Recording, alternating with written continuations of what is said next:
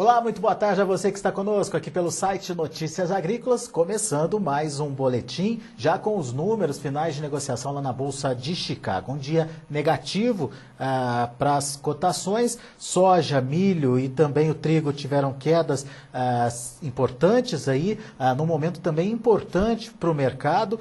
As chuvas que aconteceram nos últimos dias deram mais segurança aí de uma boa produtividade. Vamos entender melhor essa situação das chuvas, conversando com o Fernando Pimentel, que já está na linha conosco pelo Skype. Muito boa tarde para você, Fernando. Obrigado pela participação aqui conosco no Notícias Agrícolas.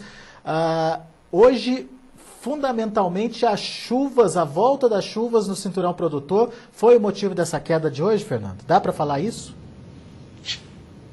Na verdade, a gente já vem antecipando que o tom do mercado é basicamente climático, né? Embora tenha alguns fatores aí de demanda sobre milho, enfim. O que ocorre é que agora, inclusive essa semana, tem bastante gente aqui do Brasil circulando nas áreas produtoras dos Estados Unidos, reportando o que está ocorrendo e que estágio e que situação estão as lavouras nos Estados Unidos agora na fase de enchimento de grão, de soja, principalmente, um momento mais crítico, né? Vinham aí os mapas de umidade do solo mostrando falta de chuva nos estados de Illinois, de Iowa, Missouri, que está bem desuniforme a situação das lavouras.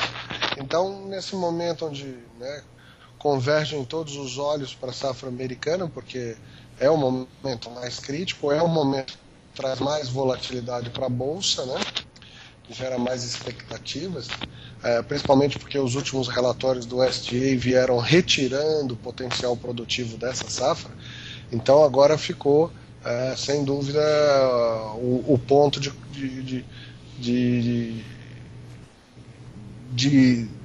divisão de águas da safra americana, se vamos ver os preços sendo sustentados ou o mercado enfraquecendo.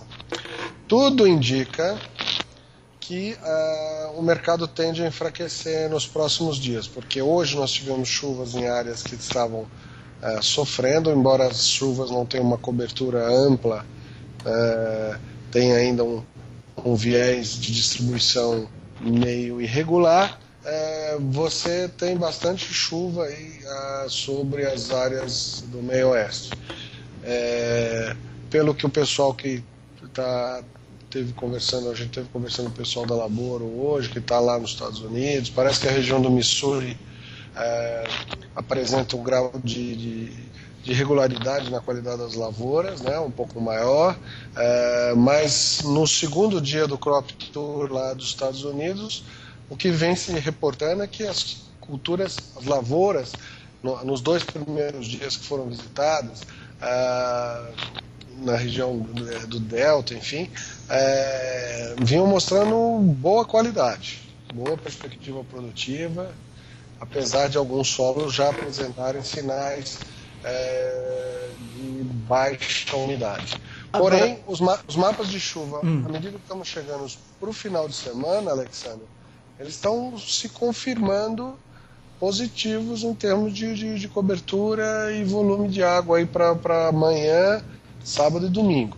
O que nos coloca numa situação de que o que virá no mercado segunda-feira, em termos de preço, pode ser não ser tão animador. Hoje muita gente já vendeu, hoje o mercado chegou a bater aí o março de 2014 aí na faixa de 12,80 e uns quebrados, e foi um ponto importante de vender alguma coisa já para a safra 2014. Fernando, se confirmar essas chuvas, aqueles 88 milhões e meio de toneladas previstos pelo USDA no último boletim podem voltar a ficar acima de 90, e essa é a preocupação do mercado? É esse prêmio que está sendo retirado nesse momento, esse prêmio climático? Na verdade, na medida que você vai se aproximando do final do período crítico, quer dizer, mais 10 dias aí, se a gente tiver chuvas com boa cobertura, depois nós tivemos a temperatura na faixa de 20 a 30, quer dizer, não tão quente quanto 34, 32, etc. e tal, nós podemos dizer que a safra americana praticamente já vai estar consolidada. Né? Nos próximos 10 dias. De agora a 10 dias. Mas tem algumas regiões, Alexandre, que a umidade do solo já está boa. Então, essas regiões vão já se confirmando no seu melhor potencial produtivo ou no potencial produtivo que está agora. Mesmo que tenham perdas já consideradas, elas não aumentam. Né? Então, é importante salientar isso. Nós temos muitas regiões já boas, com uma umidade do solo satisfatória com as chuvas de hoje, de ontem também, que ontem nós tivemos chuva, hoje tivemos chuva, e os mapas de clima para 3, 4 dias são favoráveis, mostram que convergem para uma boa cobertura de chuva no meio oeste. Então, resta saber se vão cobrir aquelas regiões que estão hoje secas, né? Podendo trazer um pouco de recuperação para a soja, eventualmente o milho já está se consolidando, e ver o que né, nesse sentido aí, o que resta com o problema para o próximo relatório do USDA trazer essa dinâmica do que está bom, excelente, e o que está regular, ruim. Confirmando, agora, Fernando. A leitura que eu digo o seguinte: no que eu tenho lido, no que eu tenho visto, no que eu tenho conversado, o mercado está tendendo mais para baixo do que para cima no curto prazo. É isso que eu ia te perguntar. Confirmando essas chuvas, então, a gente pode ver o mercado continuar realizando, então, continuar derrubando, retirando esse prêmio climático que até então tinha. Exato, inclusive com a própria entrada dos produtores brasileiros, fixando sua safra 14, porque nós estamos muito atrasados nessa venda, né? Então a gente tem observado aí uma movimentação maior de venda nesses últimos 3 dias em função dessa oportunidade, essa janela que o mercado está dando. Talvez essa janela amanhã já não esteja tão boa, porque hoje o mercado já operou no campo negativo e amanhã pode voltar a enfraquecer novamente. Você colocaria um piso aí para o mercado? Pelo menos uma ideia de quanto o mercado ainda pode retrair?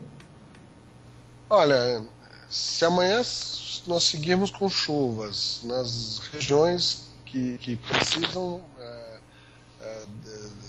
da água e depois no final de semana se confirmar os mapas com chuva com grande cobertura no meio oeste, a gente vai ver queda amanhã, queda na segunda-feira, podemos voltar para o patamar de 12 de novo para o março.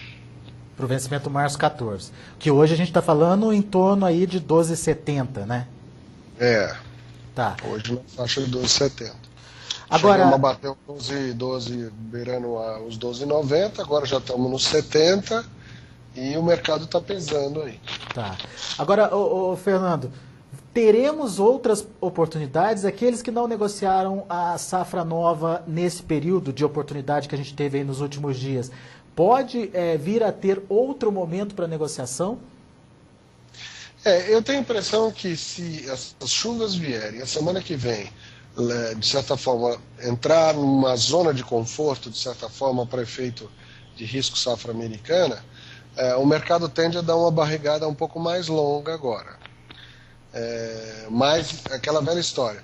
A gente estava discutindo lá atrás, não sei se você se recorda, no mês de maio, que a gente estimava que o ponto, naquele câmbio de 2,20, 2,25, que o ponto ótimo de venda seria a partir de $13 por bushel.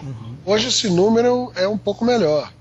Quer dizer, isso depende muito de como o produtor se financiou. Quer dizer, o produtor que se financiou em reais, ele pode trabalhar com um pouco mais de flexibilidade. Ele pode vender a patamares um pouco mais baixos de cargo. Agora, aquele produtor que captou recursos em dólar, seja no sistema financeiro, em operações de commodity finance, ou ele comprou os insumos em dólar, que isso é muito comum para o Mato Grosso, por exemplo, esse é um produtor que tem que trabalhar seu break-even um pouquinho acima, né? Então, talvez aí o ponto seja exatamente esse aí de 12,80, 12,75. Para esses que se financiarem em dólar. para esses que estão com passivo mais dolarizado. Para o produtor que trabalhou mais em reais, eu diria que ele está com um pouco mais de gordura. Ele pode ir até na faixa de 12, 15, 12, 20, 12, 30. Ele ainda tem uma boa margem numa produtividade, por exemplo, 50 sacas por hectare, de 50 a 55 sacas, aí dentro de uma normalidade que ocorre no Cerrado, né? E para o produtor hoje, para o produtor paranaense e gaúcho, esse pessoal que está ali no nível de financiamento em reais, no Banco do Brasil, no Sicredi, enfim, que está ali mais ao sul, na cooperativa, esse está bem tranquilo ainda, porque o câmbio está dando uma sustentação bem boa, né? Mas você lembrou bem, né, Fernando? A gente tem que contar que o câmbio vai ficar em patamares acima aí dos 2,40 pelo menos, é isso? Tudo indica, né? Apesar de hoje a Dilma ter feito uma reunião com o Conselho Monetário Nacional, a gente não espera que o Planalto consiga resolver isso, porque a verdade é que a questão do câmbio tem muito menos a ver com o Planalto e mais a ver com a dinâmica cambial externa. Nós estamos aí com os Estados Unidos recuperando, o pacote de benefícios do Fed deve ser retirado, as taxas de juros nos Estados Unidos e na Europa eventualmente podem voltar a subir e o recurso sai do Brasil, foge para esses mercados mais seguros que vão remunerar melhor também. Então, eu não vejo. O câmbio daí e até para cima ainda tem uma possibilidade aí, espaço para subir um pouco mais. Só não podemos acreditar que vai a 2,70, 2,60, que eu acho que aí é exagerar demais no movimento tão rápido. Quer dizer, nós podemos ter isso aí até julho de 2014, se a situação das contas nacionais deteriorarem, é possível. Agora, não podemos contar com isso, né? A gente não pode imaginar que a gente já estaria no patamar de 2,45 agora, no mês de agosto, já era uma coisa impensável há um mês atrás. É verdade.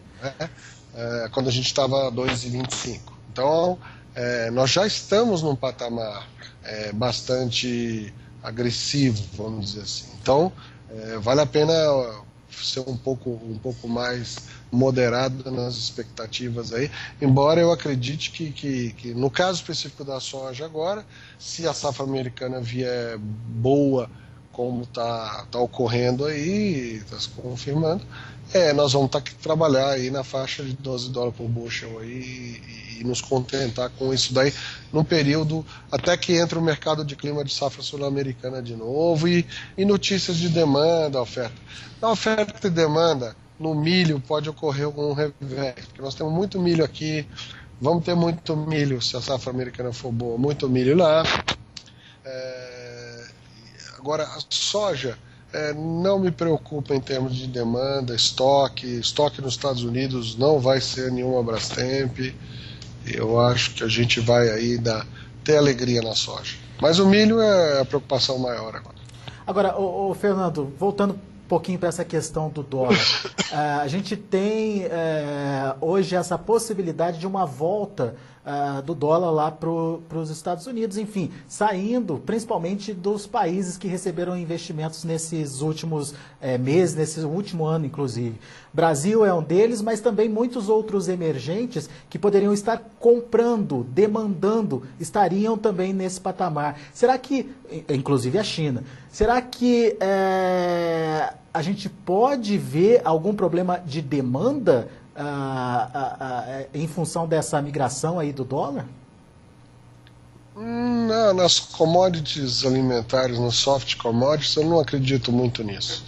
Existe toda a questão de inflação interna, pode haver subvenções, no caso da China é muito comum isso.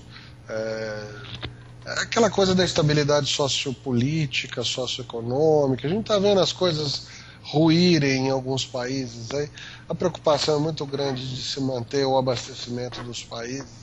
Eu acredito que o efeito vai ocorrer em cima de metais, outras commodities, enfim, mas eu não acredito muito em alimentos. Energia, eventualmente, uma redução por redução de atividade econômica, que já está ocorrendo na China, vai ocorrer na Índia, vai ocorrer na Rússia,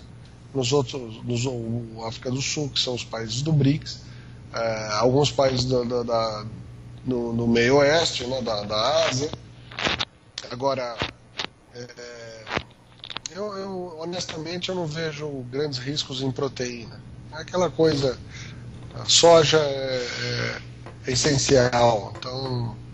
Demanda continuaria tranquila, então? Nem que os governos tenham que subvencionar isso daí, na maioria dos casos. Muito bem.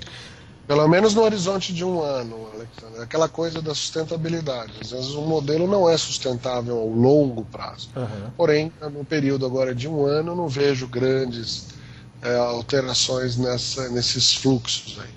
E tecnicamente, a soja, os produtos agrícolas poderiam, em função aí, de uma maior oferta, ficar mais barato também, né? O que não deixaria de ser atrativo para as compras, né? Veja lá, a gente está olhando, o preço da soja está muito melhor que o ano passado, se você pensar sobre a perspectiva de comércio exterior, não é? Que a gente aqui olha o binômio soja e câmbio. Então, lá em Rondonópolis, o preço da soja mudou, caiu também, mas caiu menos, né? Em função da compensação cambial. Né? Lá fora, se você for pensar do lado do importador, ele também faz essa conta com a moeda dele e o preço em dólar. Chicago, por exemplo, o ano passado, se você pegar um importador asiático que pagava 16, 17 dólares por bushel, esse ano vai pagar 12. Em dólar. Porém com o câmbio dele, defasado, porque a defasagem cambial, a alteração cambial ocorreu na Índia e outros países. Na China, como o câmbio lá é controlado, eventualmente no mercado interno, talvez o reflexo seja até positivo. Né? É lógico. Estimulando, claro. Se você tem um câmbio controlado, comprando uma commodity que vale 25% em dólar a menos do que o ano passado, você tem uma situação... A possibilidade até de comprar mais, né? Exatamente. Você tem uma abertura de demanda potencial para a formação de estoque. Pois é. Bom, vamos continuar acompanhando esse mercado, então, muitas variáveis daqui para frente para acontecerem, serem analisadas, mas principalmente a consolidação aí da safra nos Estados Unidos. Isso é o principal fator que a gente precisa observar nos próximos 10 dias, pelo menos, na sua opinião, né, Fernando? Exatamente, mas de antemão eu acho assim, que o produtor precavido já deve eventualmente procurar seus compradores, eventualmente já ouviram algumas propostas em reais, por exemplo. A gente viu propostas ali na região de querência a 50, 52 reais, é um bom preço para fixação safra nova. Tem muita oferta nessas condições no Mato Grosso, que ocorreram entre ontem e hoje. Então é um momento interessante para já ir para aquele produtor que não deve em dólar, que deve mais em reais, já ir fixando também o câmbio. Então vamos lembrar aqueles números que você falou antes, 12,80, 12,90 para quem tem uma dívida, um custo aí em dólar, é um ponto de equilíbrio. Uns 50% de passivo em dólar já exige que o produtor trabalhe mais alto o preço da soja, na faixa de 12,80, 12,70, enquanto que aquele que está com passivo em reais, usando capital próprio, etc., esse pode fixar, ele pode estar um pouco mais tranquilo e fixar até um pouco abaixo, aí 12,30, né? Legal. Então ele pode trabalhar com um pouco mais de flexibilidade. Boa dica, Fernando. Obrigado pela sua participação mais uma vez conosco aqui no Notícias Agrícolas e volte sempre. Tá, joia? Um abraço. Grande abraço para você. Tchau para vocês. Tchau. Tchau.